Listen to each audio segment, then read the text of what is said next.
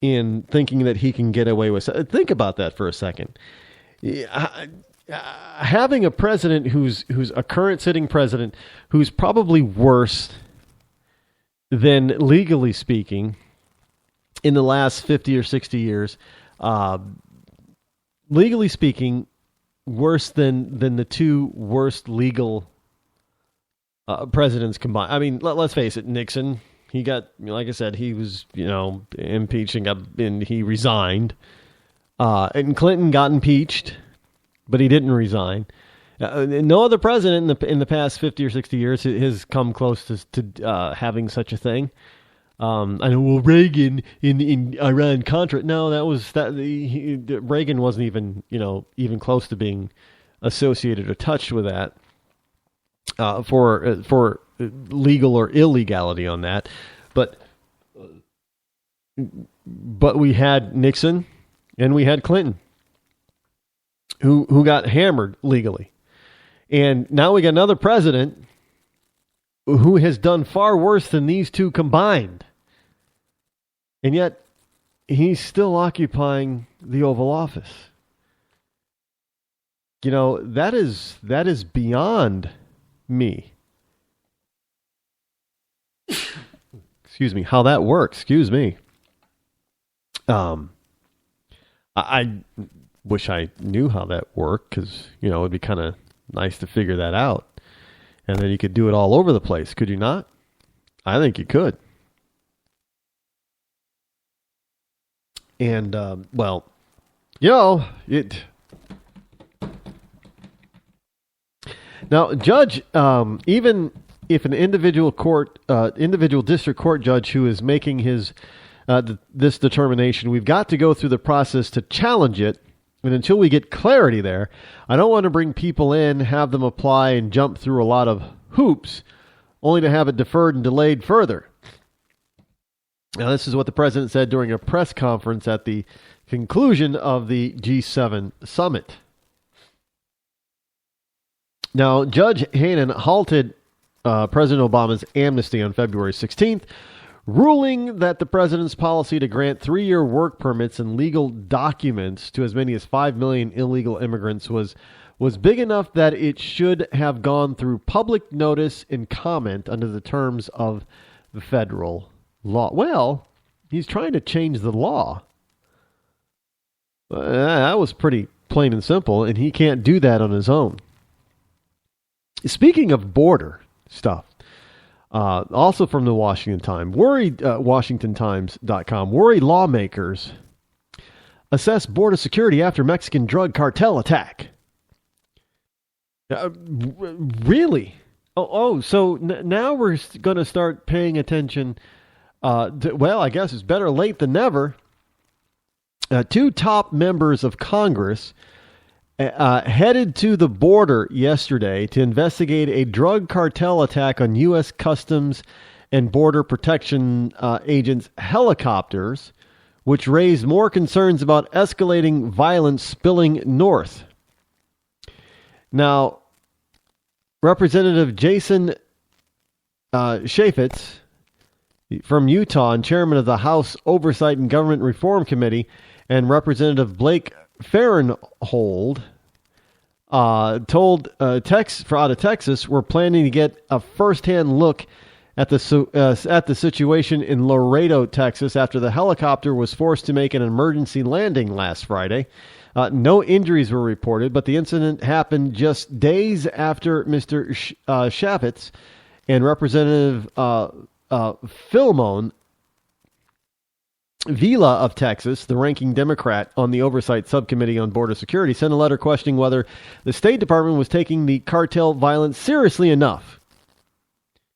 In particular, they wondered why the department was poised to cut the danger pay for its diplomatic personnel in Nuevo Laredo and Matamoros, as authorities in northern Mexico were being attacked with stunning frequency in the drug war.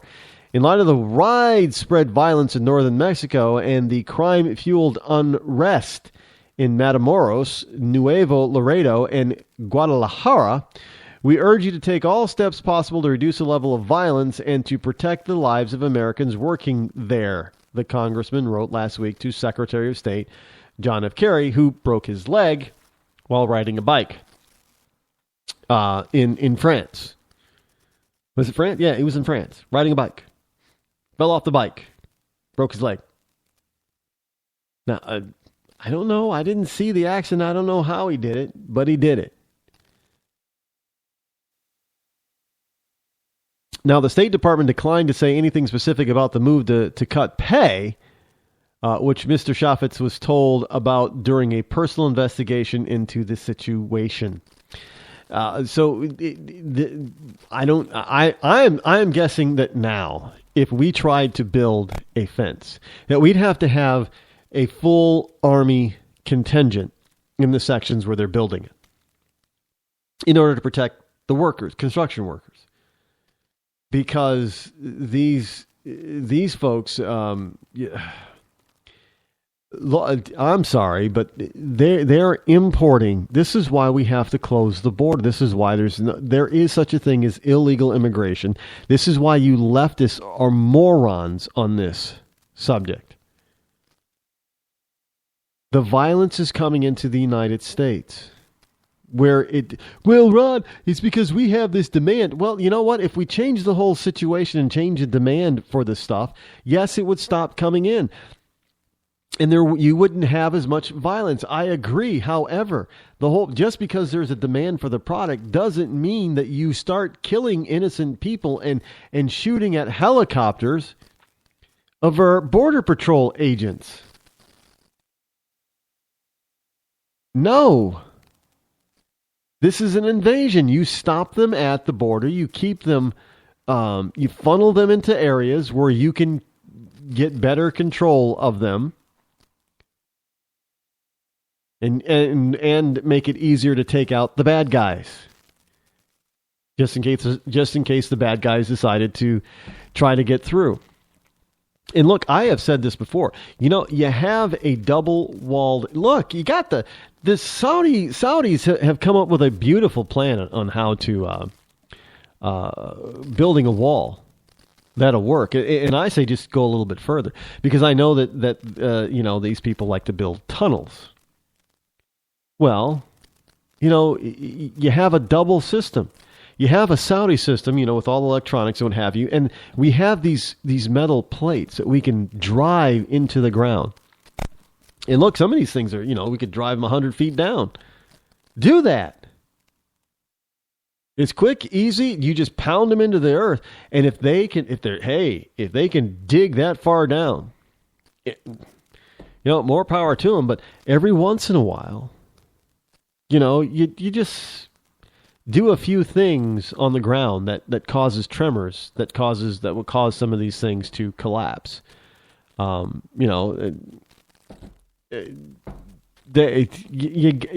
is going to be 100% effective 100% of the time, but it doesn't mean that we have to make it easy. We have to let it be as easy as it is right now for them to cross the border. Make it hard. Make it extremely hard to cross. Make them really, really work for it. And then once you have all the electronic equipment in there, we could, if you can determine, small earthquakes, you can determine if somebody's digging. Put sensors in certain parts of the wall to see if somebody's digging. And then you can triangulate with a number of different sensors to figure where precisely. And then, don't even try stopping them. Just bury them alive. Just bury them. Maybe they'll get the hint that that they shouldn't try it. I hate to sound mean and cruel, but if they're going to be that mean and cruel to the American people, the American citizen, and if this is war...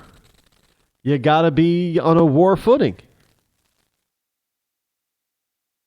I mean, when you stop them point blank. And I don't mean that you have to go down into find the tunnels and go down into the tunnels and that kind. No, just collapse the tunnel. And if anybody's in the tunnel, Oh well. Just make sure that our people, our citizens, are not going down in the tunnel checking it out. Just collapse the tunnel. And so if there's nobody down, well, I mean, you're going to be able to hear people digging. So if you collapse a tunnel while somebody's in there digging, eventually they'll get the hint and people aren't going to go down and dig.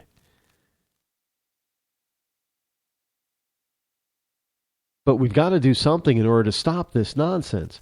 One, yes, we need to change our illegal drug policy. We need to revamp it.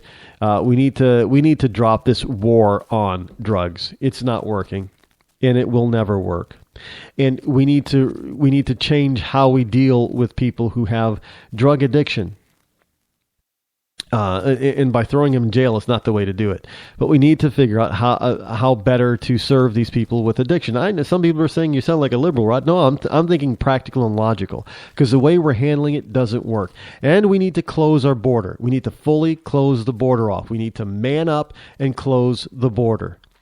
And we need to understand that there are certain types of drugs that probably just shouldn't be illegal because it costs too much in treasure, both blood and money, to even try to make this thing work. And it doesn't work. That's the whole problem. So don't be fooled by this scam that we've got to keep on and press on and even increase the war. It doesn't work, folks. It's not working. And all it is doing is causing to fuel even further the violence on American streets. If you take away that power, that value that the drugs have on the streets, then you're going to reduce the crime, reduce the violence automatically. Plain and simple, if you close the border, you're going to further restrict the supply, the illegal, illicit supply. And if you keep the violence on that side of the border, great. I don't care if they could build the Great Wall of China, which, didn't keep the attackers from the east, or excuse me, from the west out, but it was a great feat. If they can do that back then, sure as hell we can build something, today it's a little bit more sophisticated. Yeah, don't tell me we can't, because we can. And we've just got to change how we look at things, plain and simple. Oh, by the way, Obama also talked about the U.S. Now, he said this: the U.S. lacks a full plan, basically, to train Iraqi soldiers. Well, that's his fault. Is it not? I think so. He's the one that pulled out before having a plan in place. Obama says the U.S. lacks complete strategy for training Iraqis to fight ISIS. Well, Mr. President, you pulled out before there was a plan. Well, that sound means that I'm out of time for tonight. We'll be back here tomorrow, same back time, same back channel. I'm Rod Eccles. This has been the Rod Eccles Show. I'm out.